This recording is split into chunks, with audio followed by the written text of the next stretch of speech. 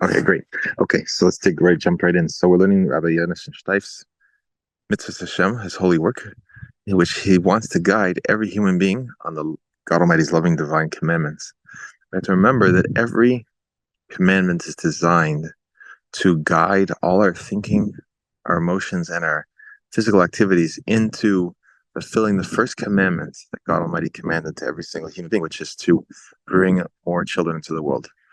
It's not that there's 613 commandments for the Jews and 7 commandments for the non-Jews, and we know that the 7 have 30, and the 30 is hundreds, but they're really, it's all separate, like a separate list.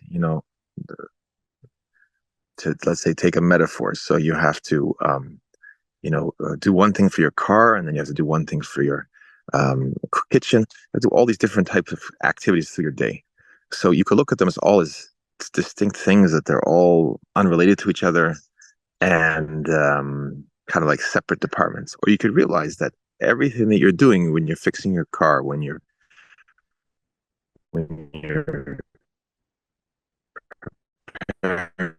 your food, when you're painting your walls, all these things are related to one central purpose, which is to be able to provide for your family. Why are you providing for your family?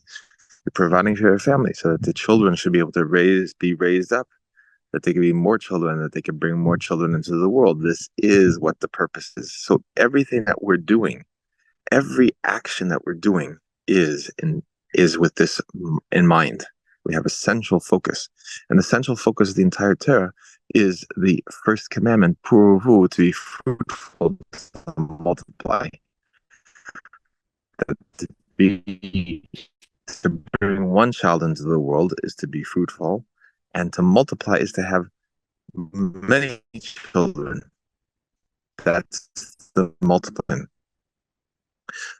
Mama Fana always said this something that it applies to, not only does it apply to non-Jews, but the non-Jews actually have 2 commandments. One to be fruitful, and one is to multiply. So under that, they're all meant to increase that, make sure that all the positive commandments, make sure that our energy is devoted into building and creating, and all the negative commandments are meant to prevent us from diverting our energy into side activities and side distractions that don't lead to building families and bringing more people into the world. Every human being created is created in God on human beings. So if there's one human being in the world, that's very nice. It's a huge, incredible thing. But if there's 8 billion human beings in the world, that's 8 billion times more divine presence in the world. And there's 80 billion human beings, and that's 80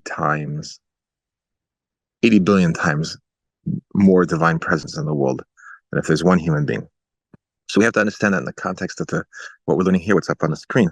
Siman Zion, this 47th chapter. And it's interesting, as we discussed, this is found in the commandment of, in the section on the prohibition of idolatry, because idolatry diverts us. So why is idolatry an issue in terms of being fruitful and multiplying? Because the act of bringing a child into the world is the greatest expression of confidence that God Almighty is going to take care of the parents and the child. You have no way to predict or control the ability to have the child, the ability for the child to come to term, the ability for the child to thrive in the world. All these things are beyond your control. See, when you build let's say a house, so you think that you can control it, you could get the materials, you could measure them exactly right, and if you make them the right strength, and you make them the right materials, and all the build at the right time of the year, all these things, and you can pretty much estimate that the house lasts, let's say, 100 years, 150 years, and you feel confident that you're doing something that's going to have that result. But when you bring what the child is going to do, what the child's future holds, what the how that child's going to take care of themselves as they grow older. You have no idea. You don't even know who they're going to marry.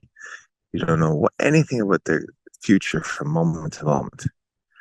And so that's creating Almighty to bring a child to the world.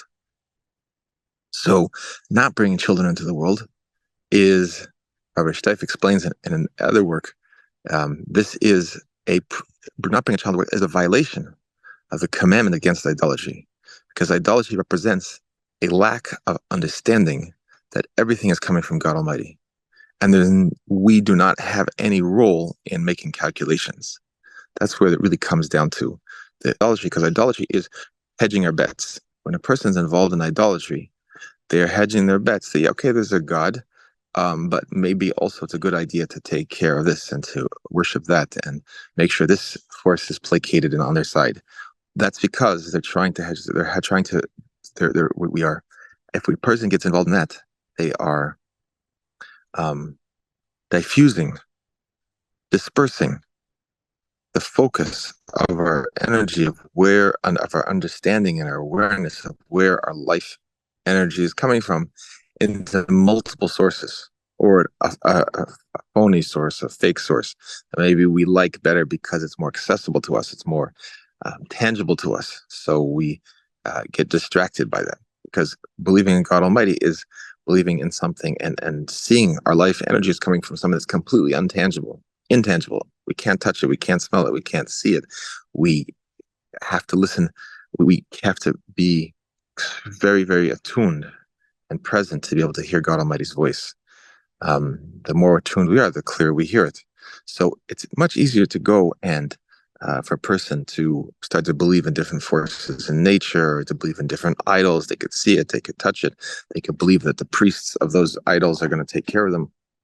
So that's why idolatry is the first of the commandments of the way it's listed in certain formulations of the 7 laws of Noach, the Sheva Mitzvos B'nai Noach, because you can't get things clear in life until you see where your source is, who is creating you, where is your life from. And once you realize that clearly, then you realize, my mission is to bring more God recognizers into the existence. That's my mission. My mission is to enhance the world with God recognizers, which are called human beings. So the prohibition of idolatry is don't do anything that's going to distract you. Once you start making calculations, then like who, what, when, where, in terms of having children, then that is expressing a lack of faith in God Almighty. So that's the challenge of our times, is that everyone is being pushed into this idea of having fewer children. And it also relates to the concept that we're going to discuss today here, which is says that the person should not wear the garments of a woman should not wear the garments of the vessel, the utensils of a man. I mean, to say things that are specifically for men to wear, and a man should not wear the garment of a woman. And so why are these included in the section on idolatry? This you would understand if it's included in this, and not being sexually immoral, which we're going to do soon, but God willing. But the women dress like men is to be able to mix among the men and to come to immorality, and men dress like women for the same reason, for immoral purposes. So we can understand that the connection of dressing in the clothing, a man dressing in clothing, a woman, or using the dressing in the items of a man, you can understand how that relates to sexual immorality. But what's the connection to idolatry? Because it really of idolatry is to be sexually immoral, and the core drive and the core mission of sexual immorality is idolatry, because it's not about getting the greatest pleasure from life. It's about being able to defy God Almighty. The core the core mission of those that seek to divert people into immoral practices is to take people into idolatry. The idolatry of putting themselves first over the mission of bringing more human beings into the world. And you might say for a second, 1 second, if this man wearing woman's clothing, a woman wearing man's clothing is going to lead to immorality, it would seem, is going to bring more children into the world. And so what is it? What's the difference if being immoral? So first of all, let me finish the question. So if being immoral leads to reproductive activity and it leads to more children in the world, then why is that forbidden? So first of all, we could see that a large part of the drive to immorality is to activities that cannot possibly bring a child into the world. And even among immoral acts that could bring a child into the world, the fact of the matter is that the only way to properly bring a child into the world and to raise that child to recognize God Almighty in a way that's going to lead them to want to create and bring more children into the world is through the creation of a family where you have a husband and a wife, a mother and a father that are together raising the children, because the child needs, for their own ability to be grounded in life, they need to have both the influence of a father and a mother. And in addition, one of the commandments that flows from this is the commandment to honor your father and mother. So that requires knowing who your father and mother are. So the entire Torah is telling us that the entire structure of the most exemplary, productive, successful, grounded way to bring the most possible God recognizers into the world is through the creation of a family. And that requires the focus of the divinely gifted energy of the husband and wife, the mother and father, solely to each other, and bringing more children into the world. So therefore, we can see that this person wearing the clothes of the opposite sex is leading to a diffusion of that focus on creating a family. Because when the woman is wearing man's clothes to travel among the men and for immoral purposes, then you do not have a family structure created. You do not have a husband and wife. She may become pregnant. She may give birth to a child, but she may not even know who the father is. The child is going to be raised without the father. So the child's raised without the father. That is not a successful recipe. I mean, it puts a very difficult barrier in front of the child in terms of recognizing God and having a grounded experience in life. Because one of the distinctions between a human being and an animal is an animal. If you look, you see most animals have very little influence and involvement of their fathers in their upbringing. They just are raised by their mothers, and the fathers are either not present at all in their lives or remotely present. Like if you look at a herd of a flock of goats or a herd of cattle, the father may be present, but the kid doesn't really know and which is his father. Other than maybe there's only one male present, but there's no real interaction and training by the father. But a human being requires, for as long as possible in his life, for the best possible, most direct path to becoming a God recognizer is the influence of his father and the presence of his father.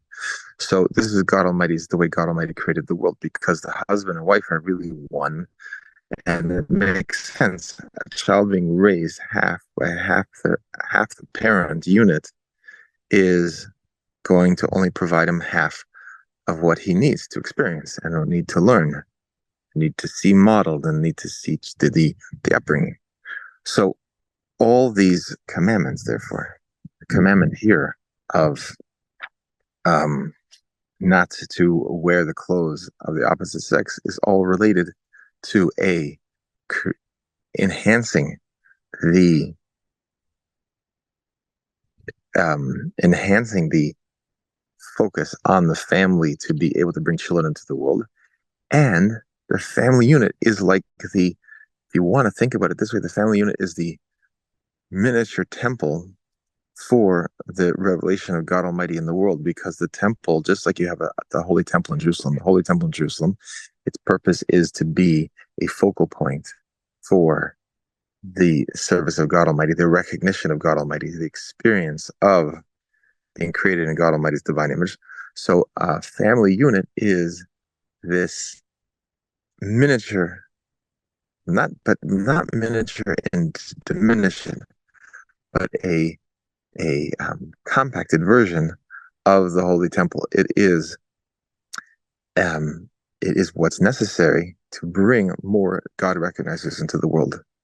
And the service of the family is all directed towards the service of God Almighty and recognizing God Almighty. So the temple can only exist, the Holy Temple can only exist if you have a world full of God recognizers that see the importance of creating the Holy Temple and are supporting it and attending it and attending to it and building it and attending to it and coming to it, like the prophet Isaiah says, that the entire world is going to come up to the Holy Temple every Shabbos, every week, every Rosh Chodesh, every month. Who's coming to the Holy Temple? It's these miniature temples. It's these units of husband and wife that are bringing God Almighty down into the world by bringing children into the world, because their having children is bringing more God recognizers to the world, who can then bring more God recognizers to the world. So that is each family is an essential component. You can't have the physical Holy Temple in the world without the family units being each grounded in and raising up more human beings to be God recognizers. And to once a person's a God recognizer, they're going to be a server of God Almighty, because they're going to devote themselves. And once they recognize that everything they have is coming from God Almighty, they're going to devote all their energy into that, bringing more people to recognize God Almighty.